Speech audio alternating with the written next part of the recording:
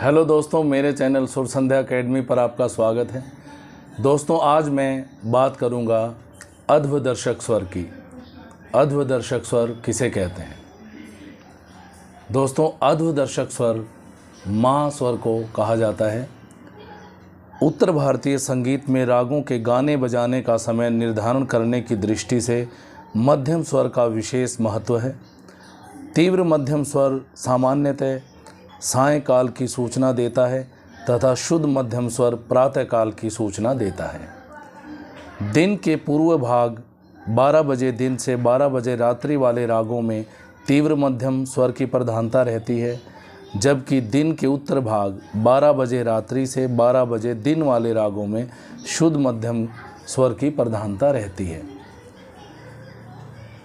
उपर्युक्त नियम का पालन मुख्यतः संधि प्रकाश रागों में होता है। प्रातःकालीन संधि प्रकाश रागों में शुद्ध मध्यम तथा सायंकालीन संधि प्रकाश रागों में तीव्र मध्यम स्वर की प्रधानता रहती है।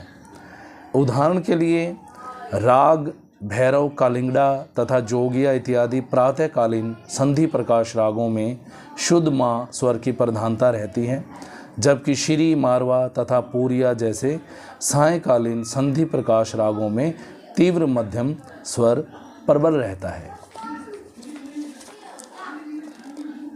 हमारी राग पद्धति में मध्यम स्वर को रागों के समय विभाजन में पथ प्रदर्शक या अध्वदर्शक स्वर कहा जाता है। केवल मध्यम स्वर के बदलने से रागों के गायन समय में अंतर आ जाता है।